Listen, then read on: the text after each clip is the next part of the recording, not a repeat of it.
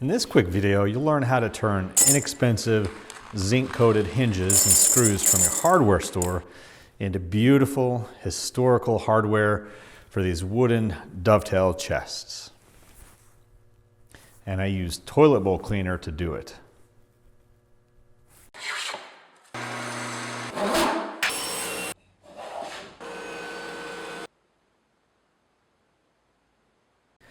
Hi, I'm Joshua Farnsworth, and welcome to my traditional woodworking school here in Earlysville, Virginia.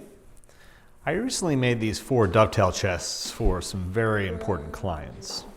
Hey, how do we do this green up here?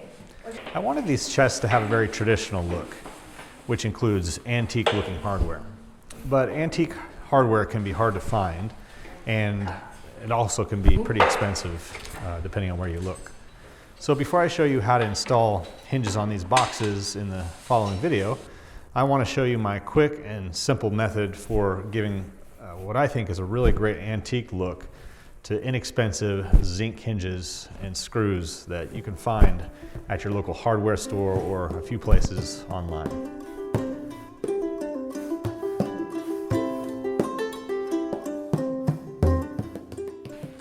On these chests, I decided to use inexpensive zinc-covered butt hinges from my local hardware store. I realize these hinges don't have the tight tolerance that I might use on a higher-end piece of furniture, but I really don't notice any functional difference on a larger chest like this. And these hinges are just as good as the hinges that I've seen on a lot of antique pieces of furniture. Those have seemed to last a really long time. After I take the hinges out of the bag, the first thing I do is throw the Phillips head screws aside. I prefer to use slotted wood screws because they give a more historical look to my furniture. If you have a hard time finding zinc-coated slotted wood screws in your local hardware store like I do, then see the notes below to see the online specialty store where I buy mine. Then I put the hinges and screws into a small glass jar where I'll strip the zinc coating.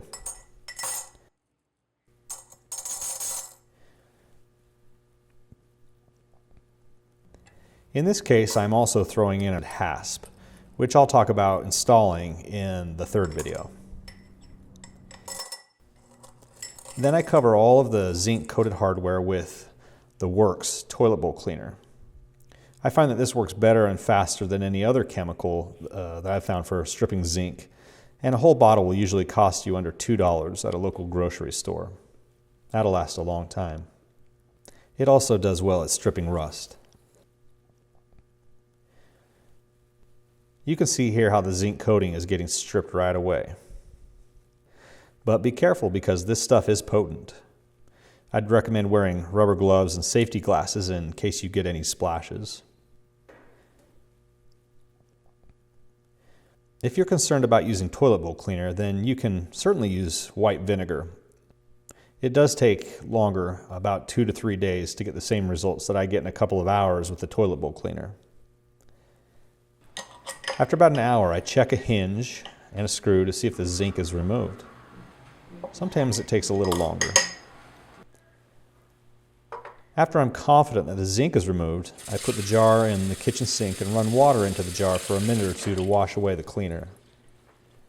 The hardware won't start rusting until I take it out of the water, so I wait to remove it until I've got a couple of old bath towels and a bottle of mineral oil in place. I quickly transfer the hardware to the first towel and dry it off as best as I can.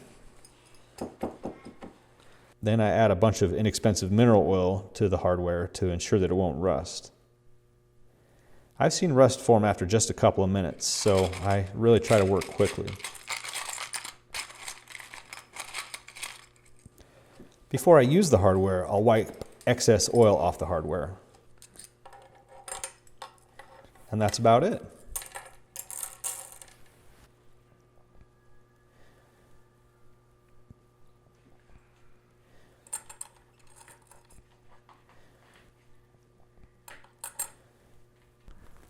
In the next video, I'll show how I add these traditional looking hinges and screws onto the dovetail chests.